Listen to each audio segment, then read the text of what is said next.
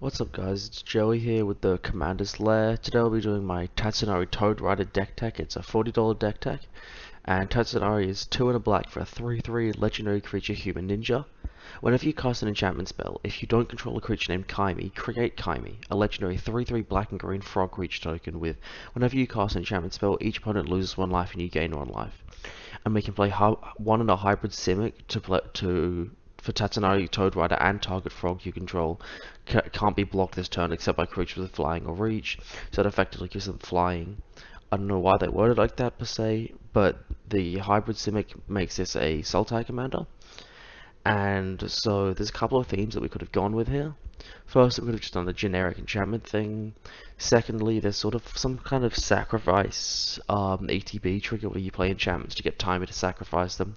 But it's a bit convoluted, and what I thought would be the most powerful on a budget, but also the most powerful and most fun theme for this would just be an enchantment Voltron deck based around pretty much mostly just targeting Kaimi with a bunch of small auras and protecting him a bunch. Building him up and draining our opponents so you can punch through when they have low life totals with Kaimi for the win. So to ensure we can get all of those triggers, we're going to be playing a lot of low-costed enchantments, mostly around 1 mana, and the best way to be on theme with this deck is to have those cards be Voltron, so buff up our commander or Kaimi. So firstly we've got Shimmer Wings. It's a blue and it gives enchanted creature flying, which is effectively what Tatsunari does, but it's 1 less mana. And we can also pay a blue and return Shimmer Wings to its owner's hand, and then we can replay it for a blue again as well, and for as much blue mana as we have, we can keep just recasting Shimmer Wings and giving that counter, or giving the drain on Kaimi to just really pump out life on our opponents, and this does some serious damage if we have enough mana. Phyresis is 1 and a black for an enchantment. It gives creature infect, so if Kaimi gets big enough, that can be pretty useful, because infect, obviously, we're going to need 10 damage, not more, so if we can get him to a 10, we can, or a 10 anything, we can win the game through that, or kill an opponent through that. A good way to do that is through cards like Generous Visitor. It's not an enchantment, but it's a green for a 1/1 creature spirit. Whenever you cast an enchantment spell, put a 1/1 on target creature you control.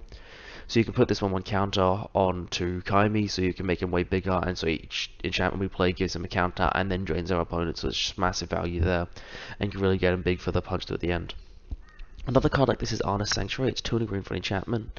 I've been trying to put this card into so many decks, and I just never found the right deck. And this isn't a perfect fit, but it's a Sultai Enchantment Voltron deck, so it's about as good as I think you're ever going to get. At the beginning of your upkeep, if you control a blue or black permanent, target creature gets +1/+1 until end of turn, and if you control a blue permanent and a black permanent, target creature gets +5/+5 until end of turn. So Tatsunari, his color identity is Sultai, but he's only mono black in his color, so that means he'll only give us 1 path, and Kaimi's is not blue either, because he's black and green, so technically he won't trigger this either. However, if we do have any blue permanent like Shimmer Wings or literally any other blue permanent in the deck on the field, that's +5/+5, and that could be really nice for some punch through, especially when we have flying on Kaimi. So making Kaimi so big can definitely make it a threat, because people want to get it off the board, so that can be an issue. So we've got lots of protection in an enchantment form, obviously, to get those triggers and even more drain. Like Kaya's Ghost form, it's a black mana enchant creature, planeswalker control. When it permanent dies or put into exile, return its battlefield under control. So we can't target Kaimi with this because he's a token, so that sort of sucks. But we can get Tatsunari, and so if Kaimi was going to die or is dead, we can effectively slingshot, which is what these effects are called, Tatsunari, and make another Kaimi, or a board wipe. We can do the same where we get Tatsunari and Kaimi out, which is 2 bodies for 1 mana, which is great. And then Curator's Ward is amazing as well, 2 and a blue. It's a bit more expensive, but enchant permanent has hexproof, so if we need, we can even get one of our enchantments with this because it's a permanent, or even one of our lands maybe. And when it leaves the battlefield, if it was historic, draw 2 cards, and legendaries are historic, so we can put this on Kaimi or Tatsunari, probably Kaimi, and that'll make sure that if they do manage to get rid of him, which is difficult because he gets hexproof, we get 2 cards, which is great value for us. And Snake Umbra is another great piece, 2 and a green. We're running a lot of the totem armors, all of them except for 1, I believe. I took it out, I wasn't sure about it. This enchantment aura enchant creature. When creature gets +1/+1 and has whenever it deals damage to an opponent, you're going to draw a card, which is great value to a pump and some draw. But the thing we're playing this for mostly is the totem armor. If encountered creature would be destroyed, remove all damage and destroy this aura instead. So that's amazing for us as well, because obviously Snake Umbra is not the most powerful aura besides that totem armor, so it just keeps it alive and makes sure our creature doesn't die, and can get through board wipes or any other kind of kill spells. So our next main theme is value enchantments, because we can often just play them alongside Kaimi and just get that little drain trigger constantly, just every turn get a couple of those, and get some value. So cards like Backfire, it's a blue mana, so for each point of damage done to you from target creature, Backfire does 1 point of damage to target creature's controller. So basically, if the creature hits you, it deals it to its controller, so they can often shut down someone's best attacking creature from attacking you. So it's going to be nice and political as well, because it can make them point it at another permanent, so, you know, attack another player instead of you, because if they do attack you and you let it go through, they're going to hit just as much as they hit you. So if, say, they had like a 10-10, then take 10 damage, and that's not good for them. Quest for a Gravelord, again, just a black mana enchantment. Whenever a creature dies, you can put a quest counter quest for the Gravelord, remove 3 quest counters from quest for the Gravelord, and sacrifice it, create a 5/5 black zombie creature giant token. So this is amazing again, because 1 mana for a 5/5 is amazing value. Obviously 5/5 is incredible in Commander, but 1 mana is a really, it can be slow, but 1 mana is great for this. And then Genju of the Fens is another one. This is more for the Kaimi triggers, so it's a black mana. You can pay 2, enchant Swamp, and then pay 2 until end of turn. Enchant Swamp becomes a 2/2. With pay a black, it gets +1/+1 until end of turn, and it's still a land. And when the Enchanted Swamp is put into the graveyard, you return Genji of the Fence to your hand. This isn't amazing, however, it can just be nice, consistent value. You may even get an attack or a blocker out of it as well, just for 2 mana. And I found it honestly does a lot better than you'd think. And so, obviously, this deck is not a tribal deck, but it's a Voltron deck. Even so, there are some great frogs that we're playing here. Yargle, Glutton of Urbog. This is a bit of a meme in my meta, but it's still honestly really good in this deck. 4 and a black for a legendary creature, Frog Spirits for a 9/3. So this can really punch through when we get it flying through Tatsunari, because this trigger does technically hit any frog. That's 9 damage in the air, which often is incredible and can really round a game out quickly. Froghemoth is obviously a lot better. It's 3 green for a 4/4 creature, Frog Horror. It has Trample and Haste, so it can start attacking immediately, which is great because whenever it deals combat damage to a player, exile that many cards from their graveyard, put a 1/1 counter on Froghemoth for each creature card exiled this way. You gain 1 life for each non-creature card exiled this way. So obviously we can pick someone that might have lots of creature cards so we can get all the counters on him, because the life doesn't matter that much, and Tatsunari is already gaining us some. And that can just be amazing, adding up really quickly, and you can start swinging immediately, and especially with all these enchantments that we can put on them, we can put them on Froghemoth and Yargle instead of Kaimi. So with Yargle, if you get a Phyresis on that, all you need is a 1/1 counter, and that's an instant kill on someone. As always, to make sure that we draw into all these amazing cards, we're going to have a lot of card draw effects in this deck. I love having lots of card draw. It's a lot more value based over time card draw in this deck mostly. Cards like Betrayal, it's a blue mana, so again, really cheap trigger for Kaimi. Play only on a creature an opponent controls, and if it becomes tapped, you draw a card.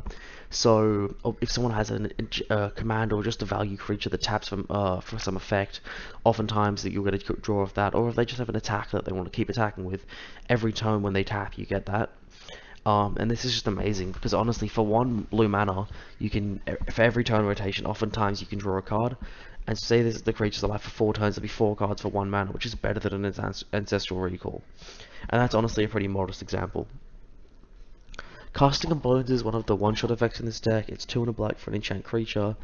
If enchanted creatures put it to the graveyard, draw 3 cards and then choose and discard 1. So obviously 3 mana and black to draw 3 and discard 1 is an amazing value. Although obviously we do have to put on a creature that's going to die, and this doesn't have flash, so we can't play it as it dies, which does suck. However, we can often pick a target and find a creature that is going to die or is likely to die, or even one of our own creatures that we think someone's going to want to kill, to give us some incentive for them to kill us, because we get a benefit. And now I want to tell some of my favorite cards in this deck. Season of Growth is amazing. I've had 1,000 of these sitting around in my spare card piles, and I've never used them, but it's 1 and a green for an enchantment.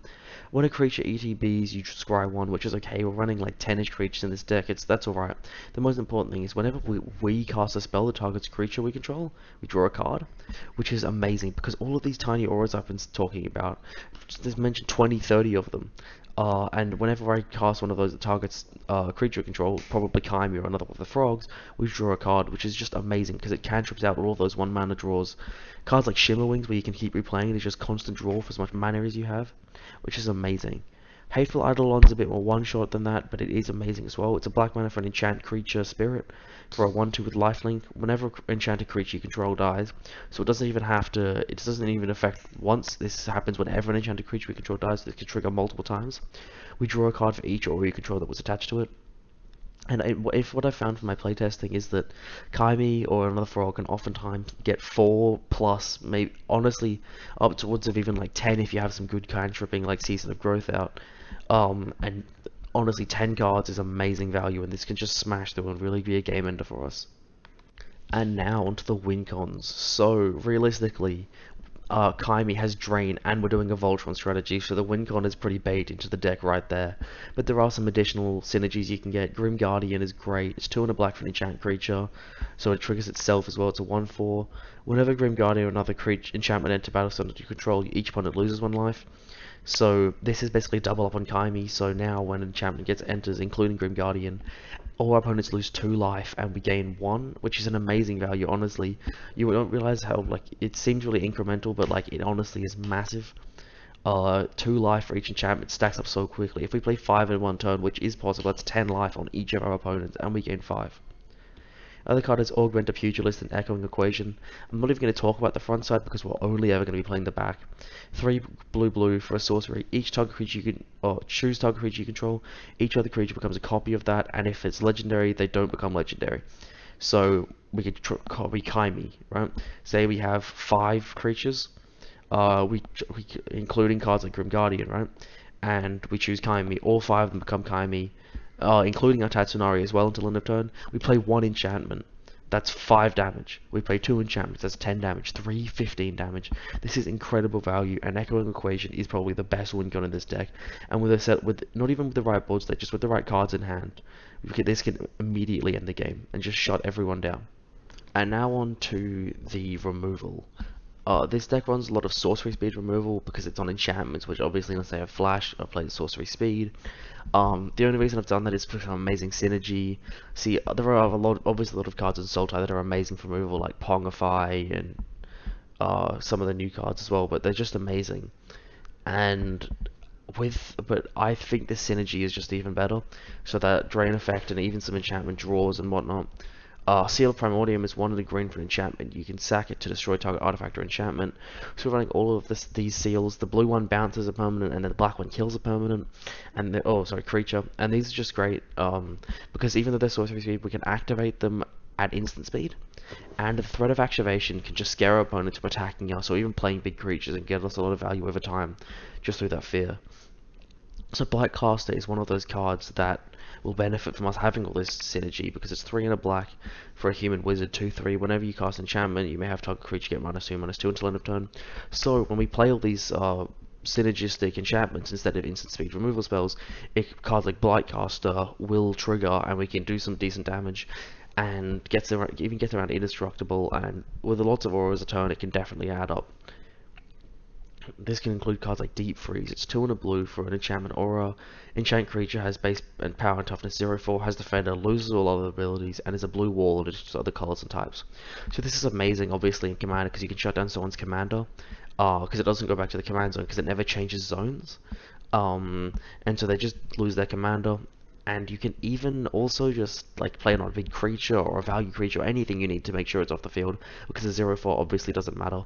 Although this card can be a little mean, so maybe check with your meta or just think how people might react to you just getting rid of their commander permanently or semi-permanently, because it can create some salt. Okay, and now onto the Wraths. We have 2 Wraths in this deck because I don't like playing too many Wraths.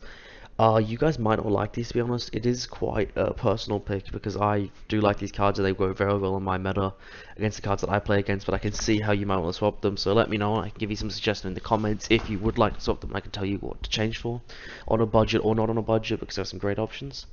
But anyway, we have Ingarok's Wake, 7 black for a sorcery to draw creatures you don't control and or planeswalkers you don't control. So obviously we don't have that many creatures in this deck, but keeping Kaimi alive is amazing. So that's why I played this, and I play in a really heavy creature meta, so honestly this card's just a great value.